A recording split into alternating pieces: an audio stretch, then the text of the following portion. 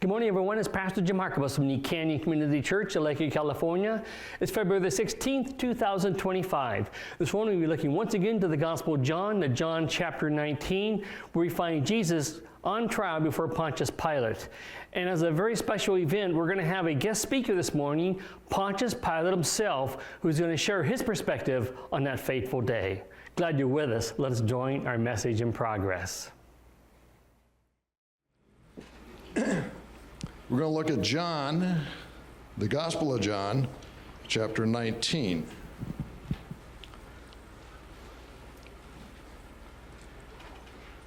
And if you know the story, we're fixing to go where Jesus is mocked.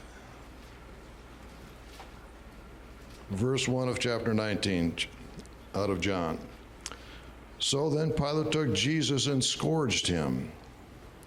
And the soldiers twisted a crown of thorns and put it on his head. They put on him a purple robe. Then they said, "Hail, King of the Jews!" And they struck him with their hands. Pilate then went out again and said to them, "Behold, I am bringing him out to you, that you may know that I find no fault in him." Then Jesus came out wearing the crown of thorns and the purple robe. And Pilate said to them, "Behold the man." Therefore, when the chief priests and officers saw him, they cried out, saying, "Crucify him! Crucify him!" Pilate said to them, "You take him and crucify him, for I find no fault in him." The Jews answered him, "We have a law, and according to our law he ought to die, because he made himself the Son of God." Therefore, when Pilate heard that saying, he was more afraid, and went out again into the praetorium, and said to Jesus, "Where are you from?" But Jesus gave him no answer. Then Pilate said to him, "Are you not speaking to me? Do you not know that I have power to crucify you and power to release you?" Jesus answered, "You could have no power at all against me unless it had been given you from above. Therefore, the one who delivered me to you is a greater sin." From then on, Pilate sought to release him. But the Jews cried out, saying, "If you let this man go, you are not Caesar's friend. Whoever makes himself a king speaks against Caesar." When Pilate therefore heard that saying, he brought Jesus out and sat down in the judgment seat in the place that is called the Pavement, but in Hebrew, Gabbatha. Now it was a preparation day of the Passover, in about the 6th hour. And he said to the Jews, "Behold your king." But they cried out, "Away with him! Away with him! Crucify him!" Pilate said to him, "Shall I crucify your king?" The chief priests answered, "We have no king but Caesar." Then he delivered him to be crucified. Then they took Jesus and led him away.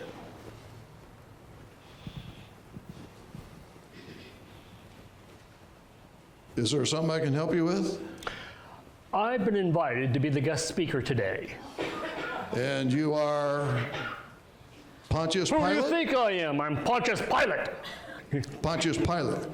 Well, why don't you come up and say what's on your mind? I shall.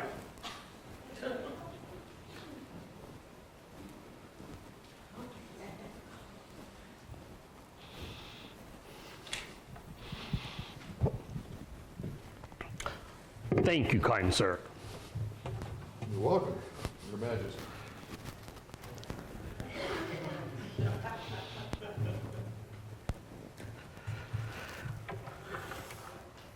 Salve, which in Latin means hello.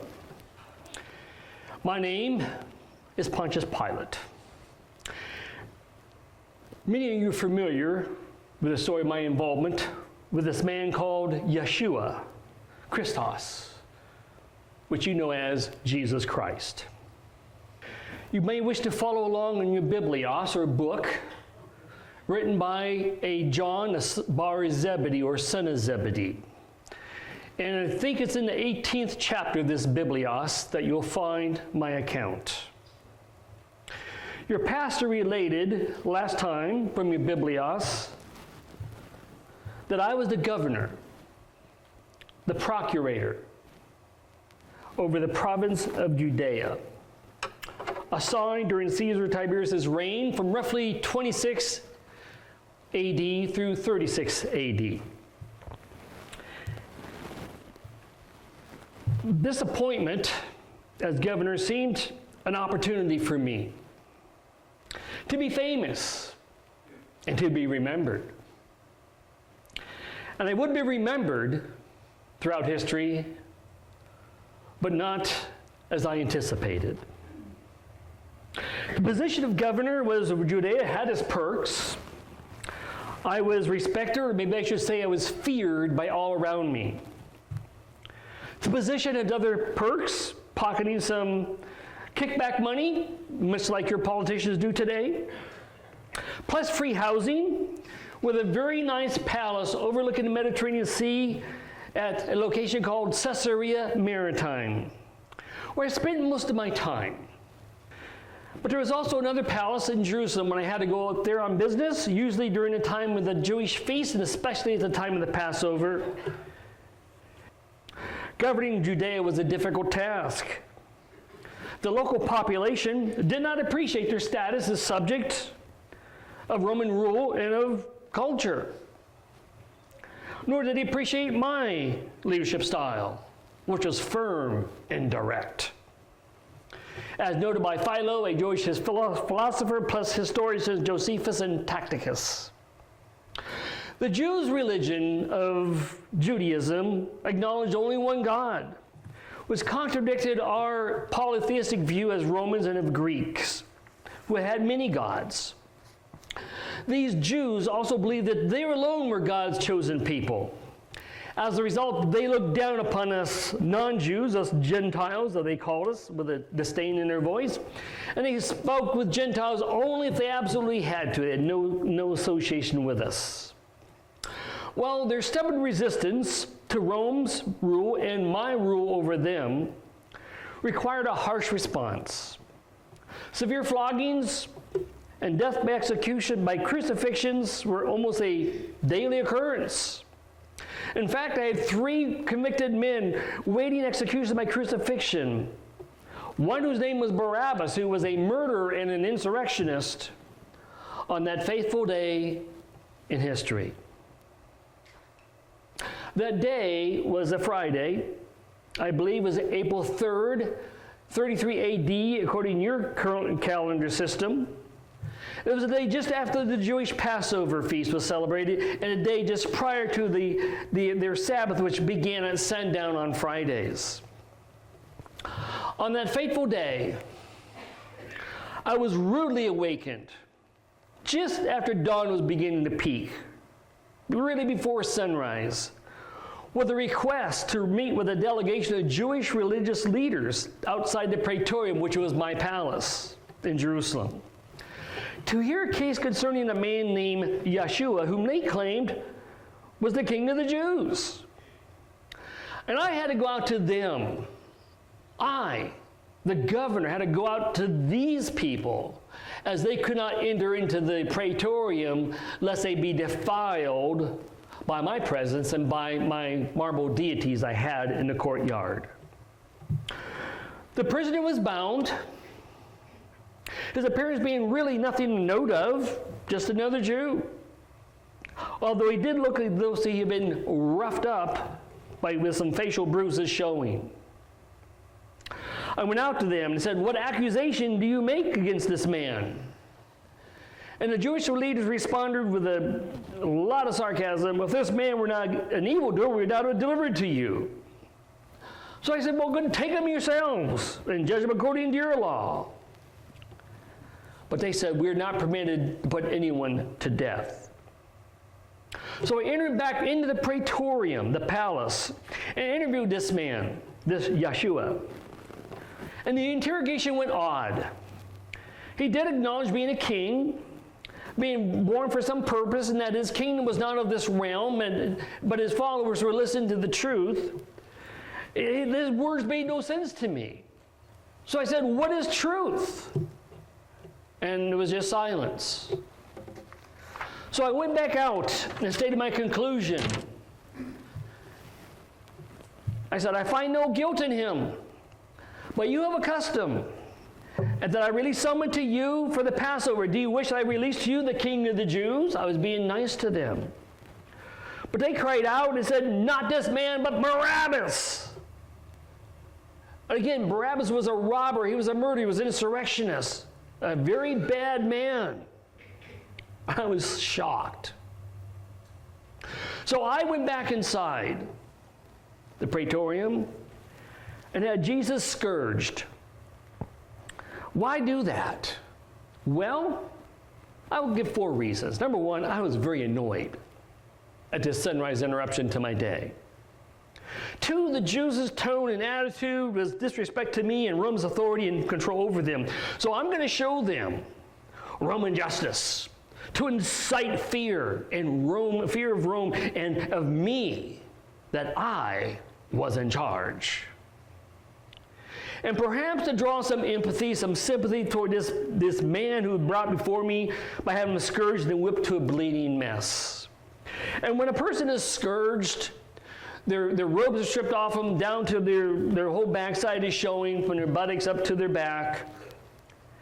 And 1 or 2 lictors are called, would take a small whip with about 9 strands, like a cat of 9 tails later on be developed, with pieces of bone or metal in it, and they would be whipped. And blood would be drawn, of course. But then also after the skin is cut to pieces, then the muscles, the sinews of the muscles are ripped to shreds too, down to the bone. Some passed out. Some died on the spot. Then my soldiers, when they got done scourging Jesus, this Yeshua, they put a crown of thorns on his head. And they put a purple robe, much like this, a Roman cape on him, and began to come up to him and say, "Hail, King of the Jews!" And they begin to slap him and punch him in the face. Now, my soldiers were just reflecting their leadership style, firm power. And yes, they wanted to have some fun with this prisoner who claimed to be king. A crown, a purple robe, would symbolize the royalty and majesty of a king, were be used in this situation to humiliate this Yeshua and make fun of his rights to kingship. After this was done, I went back out and said to the religious leaders, "Behold, I am bringing him out to you, so you may know that I find no guilt in him." And then this Yeshua came out, wearing the crown of thorns, and the purple robe. And I said, "Echo homo," which means, "Behold the man," in English. And there he stood, silently, beaten, bruised, bleeding, wearing a purple robe and a crown of thorns on his head. Not much of a kingly sight. I thought this miserable scene of a beaten, bleeding fellow countryman, a fellow Jew, might elicit some empathy and satisfy their demands. But no. It says, then the chief priests and the officers saw him, they cried out, saying, "Crucify him, crucify him." And I said, "Take him yourselves or crucify him, for I find no guilt in him." And he said, "But we have a law. And by that law, he ought to die because he made himself out to be the Son of God." And with that, I became even more fearful than I already was. I was afraid for 2 reasons. One, I could sense that this whole scene was just moments away from erupting into a violent riot. And my whole job in Judea was to keep the peace at all costs, and keep the tax money flowing to Rome. But to keep peace and a riot on my hands during the Passover with hundreds of thousands of people in Jerusalem was just Not a good situation, to say the least. Secondly, my personal beliefs in polytheism and the Greek gods embrace the idea that sometimes the Greek gods came down and walked among men. I was shaken by this. Who is this man? His demeanor, how he stood, how he conducted himself, his attitude displayed no fear, no begging for mercy. He said very little. He was rather a passive spectator, even though it involved his very immediate future. His words, or lack thereof, spoke of something different. His bearing was that of a king or something greater. I went back into the praetorium and said to this Yeshua, "Where are you from?" But he gave no answer.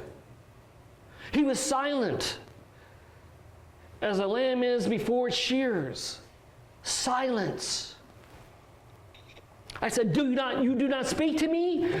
Don't you know that I have the authority to release you and I have authority to crucify you? And then he spoke. He said, "You would have no authority over me, lest it have been given you from above.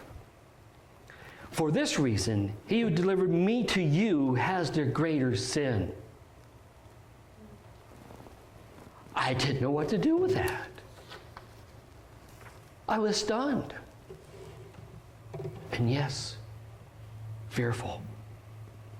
I was more fearful of this man, almost, than the angry crowd outside. Everything was spinning out of control. It was like I was a part of some supernatural divine plan playing out, and I was but a pawn. I wasn't in control. I was just a player, a piece of the action. And that scared me. As a result, I went back out to try to release him, but the Jews cried out saying, "If you release this man, you're no friend of Caesar. And everyone who makes himself a friend, makes him out to be a king, opposes Caesar." Well, that accusation struck fear in my heart. I feared none of these people, but I did fear a report going back to Rome who appointed me, a higher authority.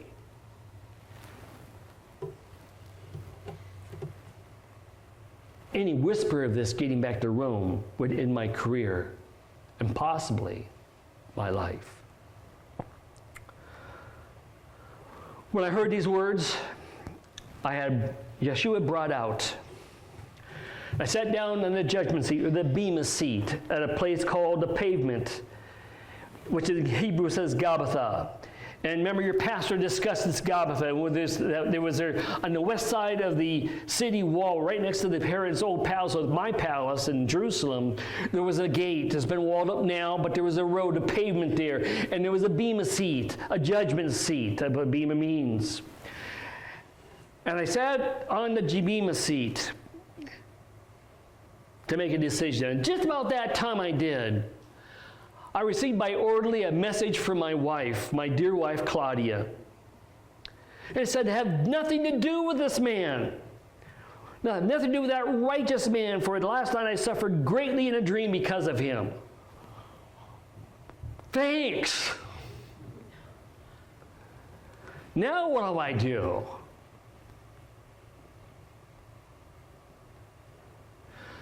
As I mentioned earlier, it was a day of preparation for the Passover, and it was about the 6th hour, so it's roughly around 6 or 7 o'clock-ish in the morning. It was still early. I hadn't had breakfast, hadn't had anything, refreshments. It was just, all this would happen so early. So I said to the Jews, I had them Yeshua brought, I said, "Behold your king." And I said, "Shall I crucify your king?" And the chief priest said, "We have no king but Caesar." Another account of the Gospels, Matthew's Biblius, tells a story that I wash my hands. I wash my hands of the situation. I am innocent of this man's blood. See to that yourselves. And all the people said, may his blood be on us and our children. So I released Barabbas, as hard as it was. I figured it would be another day to get him. And as it tells us in John's Biblios, that I handed him over to them to be crucified. What a mess. What a day. I wish I'd stayed in bed. It was my life goal to be famous, to be remembered. I would be remembered as the ruler who condemned and put an innocent man to death.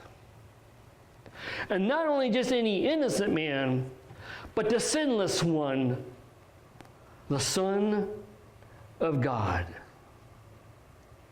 In looking back, several things stand out. As I reflect on that day, I stood face to face with the one who is the incarnate truth. I looked eyeball to eyeball with him. 2, in my own selfish longing for blindness, for power and fame, I wasted not one but 2 opportunities to have a conversation about life, about truth. But instead, I was left even more confused and blind about what's really important in life. A third observation is this, that this event was not really of my own doing. I was making choices. I'm responsible for my choice, but really this thing was pre-planned and like was an actor or a pawn in a chess move. From before the foundation of the world, the scriptures would say. And earlier, Jesus had said, I have authority to lay down my life. I have authority to take it up. Who is this man? A fourth observation is this. As I reflect back on that day, I realize that Jesus wasn't on trial before me, but I was on trial before Jesus. And my response to do what was right, and I failed. And a final observation. Someday, I'm going to stand on trial before this Yeshua again. And I have to give an account to him, to that righteous judge of all the earth. For my self-centered motivation, seeking to save myself, and for my abuse of my authority, and really a failure to believe in him. And I dread that coming day. I implore you to listen to the message of this Biblios and believe in this Yeshua today. I close with a passage. It's found in John's Biblios, chapter 1, verse 10. It says, He was in the world, and the world was made through him, and the world did not know him. And that's me. He came unto his own, and his own did not receive him.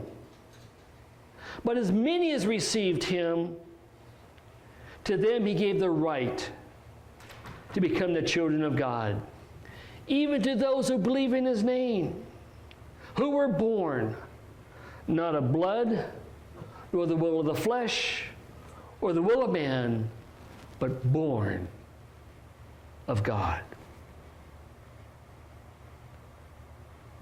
Don't make the same mistake I made that fateful day. Let it be said of you that you listen to this person who is the way, the truth, and the life, and that you believed in him. That's all I have to say. At this time, according to your customs, I'll have you stand and sing a song, and your elder will close in prayer as I go my way, reflecting on that coming day when I'll stand before him again. You may stand.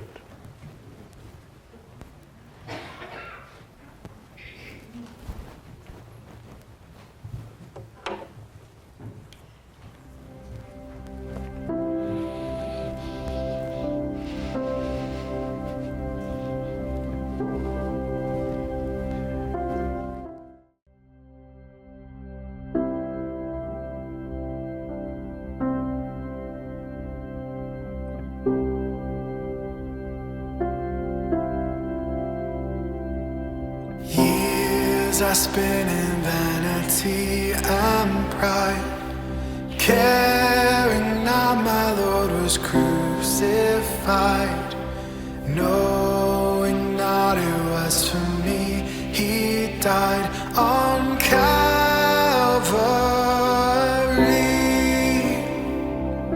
Mercy there was great and grace was free. Pardon there was multiplied to me. There my burdened soul found liberty at Calvary.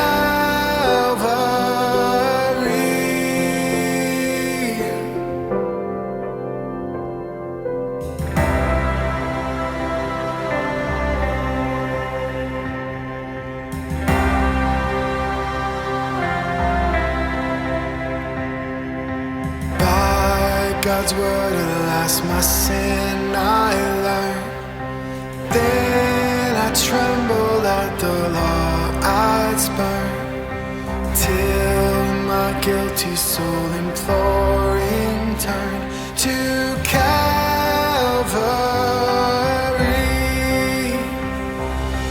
Mercy there was great and grace was free. Pardon there was multiplied to me. There my burdened soul found liberty at Calvary.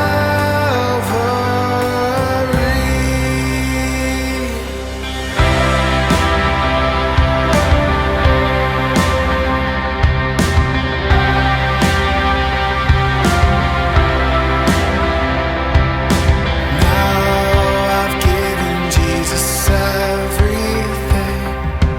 Now I gladly claim him as my king. Now my ransomed soul can finally sing of Calvary.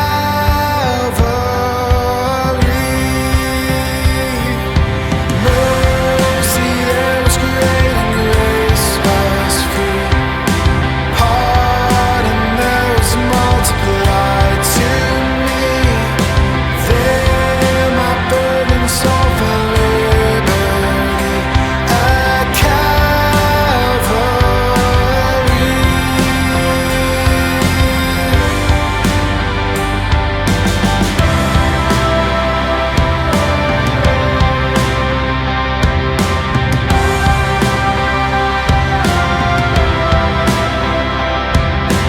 Oh, the love, the true salvation's plan.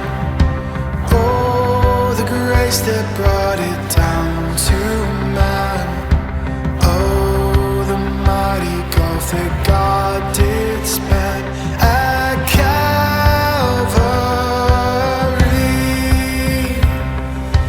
Mercy there was great and grace was free. Pardon there was multiplied to me. There my burdened soul found liberty at Calvary.